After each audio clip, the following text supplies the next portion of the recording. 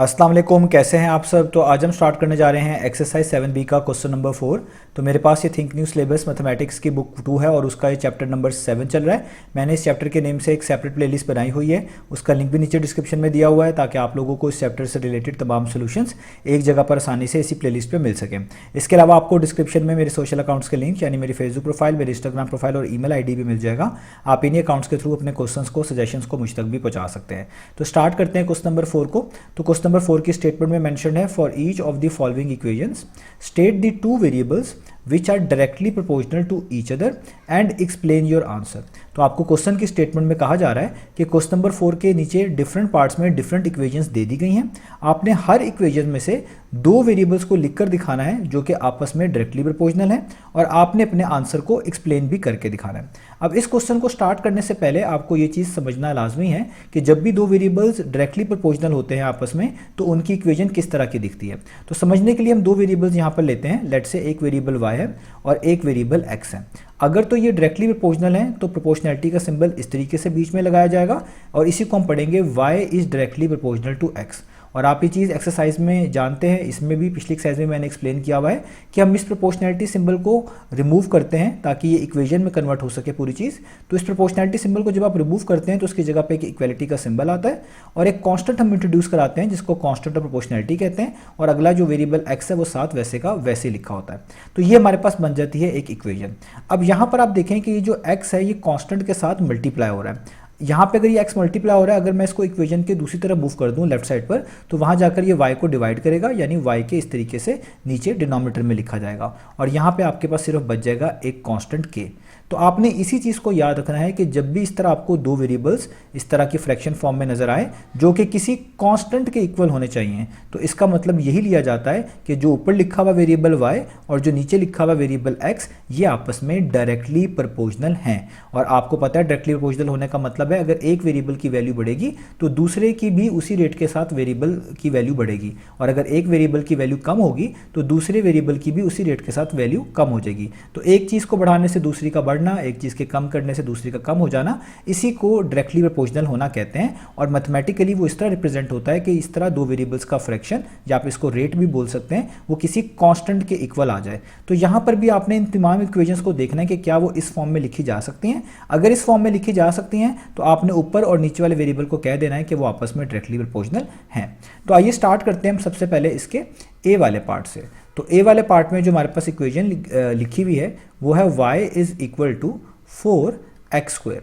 अब आप यहाँ पर देख सकते हैं कि 4 एक कांस्टेंट है जो कि x स्क्वायर के साथ मल्टीप्लाई हो रहा है और इक्वलिटी के दूसरी तरफ भी एक वेरिएबल y लिखा हुआ है। तो आप इसको इस तरह इंटरप्रेट कर सकते हैं कि सिंस जैसे कि ये इक्वेशन हमारे पास मौजूद है y equals to 4x square जो कि इसी चीज़ के इक्वल है, इसको आप यही लिख सकते हैं दैट इज़ कि आप यहाँ पर एक्स स्क्वायर को देखें वो 4 के साथ मल्टीप्लाई हो रहा है। जब एक्स स्क्वायर को आप इक्वेशन के दूसरी तरफ मूव करेंगे तो वो वेरिएबल y को डिवाइड करेगा, यानी ये इक्वेशन इसी तरह लिखी जा सकती है y और ये एक्स स्क्वायर इसके नीचे और जाहिर बात है इसके राइट साइड पे सिर्फ कांस्टेंट बच जाएगा 4 जो कि क्या है एक कांस्टेंट है। आप लिख सकते हैं इज़ अ कांस्टेंट। ये 4 एक क्या है एक कांस्टेंट वैल्यू है। ऐसी चीज़ को हम कांस्टेंट बोलते हैं जो कि वेरिएबल फ्री हो, 4 के साथ कोई वेरिएबल नहीं है तो उसको हम कांस्टेंट कहेंगे। तो आप यहाँ पे देख सकते हैं कि इन दोनों वेरिएबल को हमने एक फ्रैक्शन फॉर्म में लिखा हुआ है और ये फ्रैक्शन फॉर्म एक कांस्टेंट के इक्वल आ रही है। और अभी मैंने आपको यही चीज़ बताई कि जब भी आपके पास दो वेरिएबल इस तरह की फॉर्म में लिखे जाएँ कि आपके पास ये दो वेरिएबल्स इस तरह ऊपर नीचे फ्रैक्शन की फॉर्म में हो और इनकी ये कंप्लीट फ्रैक्शन जो एक कांस्टेंट के इक्वल आ रही हो तो इसका मतलब यही होता है कि ऊपर लिखा हुआ वेरिएबल और नीचे लिखा हुआ वेरिएबल आपस में डायरेक्टली प्रोपोर्शनल है। तो अगर ये चीज़ यहाँ पे हमने लिख देंगे तो आगे हम लिखेंगे इससे क्या पता चलता है कि y जो है जो ऊपर लिखा हुआ वेरिएबल है is directly proportional to x square. तो ये हमने उन दो वेरिएबल्स को बता भी दिया, स्टेट भी कर दिया कि ये आपस में कौन से हैं वेरिएबल जो डायरेक्टली प्रोपोर्शनल है और उसको इस तरीके से हमने एक्सप्लेन भी कर दिया। तो ये हो गया हमारे पास इसके ए पार्ट का आंसर। अब चलते हैं इसके बी पार्ट की तरफ। तो बी पार्ट में भी ऐसे ही करना है। देखिए हमारे पास जो इक्वेशन लिखी हुई है y is equal to 3 square root of x। तो यहाँ पर भी आप बिल्कुल सेम अप्रोच यूज़ करेंगे। आप यहाँ पे लिखें कि जो हमारे पास इक्वेशन है क्योंकि वो है since y equals to 3 square root of x जो कि आप कह सकते हैं कि इस तरह लिखी जा सकती है कि स्क्वायर रूट ऑफ एक्स 3 से मल्टीप्लाई हो रहा है, तो स्क्वायर रूट ऑफ एक्स को इक्वेशन के दूसरे मूव करेंगे, y को जाके डिवाइड करेगा वो, तो ये हो जाएगा y divided by square root of x, और यहाँ पे जैसे कांस्टेंट 3 रह जाएगा, और ये 3 क्या है, इसको आप आगे लिखेंगे, ये कांस्टेंट है, इज अ कांस्टेंट।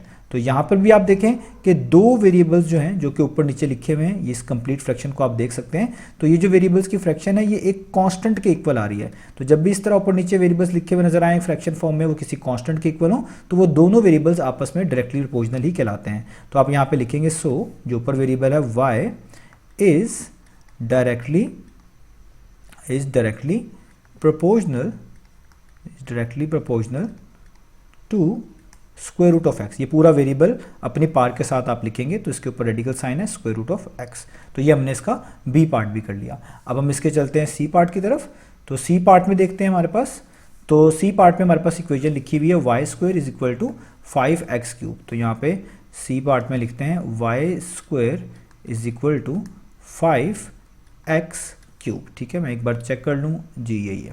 तो आगे अब देखें, इधर भी ऐसे ही करेंगे सेम प्रोसीजर। तो यहाँ पे जो इक्वेशन है उसको दोबारा से पहले मेंशन कर लें कि since y square is equal to 5x cube, जो कि आप कह लें जिससे पता चलता है दैट इज, यहाँ पे आप देखें x क्यूब मल्टीप्लाई हो रहा है एक कांस्टेंट 5 के साथ, तो x क्यूब मल्टीप्लाई हो रहा है, इसको इक्वेशन के दूसरे मूव करेंगे तो y स्क्वायर को जाकर डिवाइड करेगा, यानी y स्क्वायर के इस तरीके से नीचे लिखा जाएगा, और यहाँ पे इक्वल टू के इस साइड पे एक 5 ही बच जाएगा, जो कि क्या है, एक कांस्टेंट है, is a constant.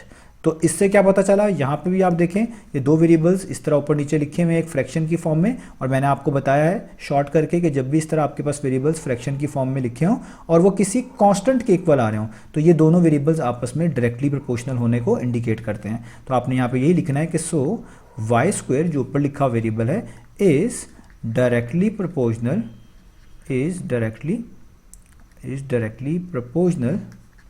To x cube, is directly proportional to x cube. ठीक है, ये आपने इस तरीके से मेंशन करते हैं। ठीक हो गया। अब हम चलते हैं डी वाले पार्ट की तरफ। तो अब हम डी वाले पार्ट को देख लेते हैं। तो डी वाले पार्ट में हमारे पास इक्वेशन गिवन है p cube is equal to Q square. तो अब इसको यहाँ पे लिख लेते हैं। तो डी वाले पार्ट में लिखते हैं, हमारे पास इक्वेशन गिवन है पी रेज टू पावर 3 यानी p cube is equal to Q square. अब देखें इस इक्वेशन को आपको वैसे यहाँ पे कोई कांस्टेंट लिखा हुआ नज़र नहीं आ रहा होगा, लेकिन कोफिशिएंट के तौर पे कांस्टेंट यहाँ पर ज़रूर मौजूद है। तो अगर आप देखें, आप इस इक्वेशन को इस तरह लिखें कि since p cube is equal to Q square के साथ कुछ नहीं लिखा हुआ, किसी वेरिएबल के साथ कुछ ना लिखा हो तो 1 मौजूद होता है, वो आप लिख लें तो भी ठीक है, ना भी लिखें तो ऑब्वियस होता है। तो अगर मैं यहाँ पे 1 लिख लूँ तो ये होता है पी रेज टू पावर 3 यानी p cube is equal to 1 q square. इससे हमारी इक्वेशन में कोई भी फर्क नहीं पड़ता। लेकिन अब हम इस इक्वेशन को लिख सकते हैं, दैट इज ये इक्वेशन में आप देखें क्यू स्क्वायर 1 से मल्टीप्लाई हो रहा है, इस क्यू स्क्वायर को इक्वेशन के दूसरा मूव करेंगे तो पी क्यूब को डिवाइड करेगा जाके, यानी इस तरह उसके नीचे लिखा जाएगा, और यहाँ पे सिर्फ एक चीज़ बचेगी जो कि होगा 1, और 1 क्या है, 1 इज अ कांस्टेंट, वो एक कांस्टेंट है। तो यहाँ पे भी आप देख सकते हैं दो वेरिएबल्स जिनको हमने ऊपर नीचे इस तरह लिखा है इस फ्रैक्शन फॉर्म में, वो एक कांस्टेंट के इक्वल आ रही है। तो जब भी इस तरह फ्रैक्शन जो कि वेरिएबल्स कंटेन कर रही हो वो इस तरह कांस्टेंट के इक्वल आए, इसका मतलब ये जो ऊपर नीचे वेरिएबल्स लिखे हुए हैं ये आपस में डायरेक्टली प्रोपोर्शनल है। तो आप यहाँ पे लिखेंगे so P cube is directly proportional to Q square.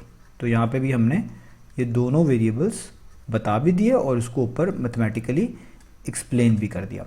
तो उम्मीद है आपको ये तमाम पार्ट्स और इनके सोल्यूशन और ये क्वेश्चन को आप अच्छे से समझ गए होंगे। इंशाल्लाह हम नेक्स्ट वीडियो से मिलेंगे बाकी सोल्यूशंस के साथ।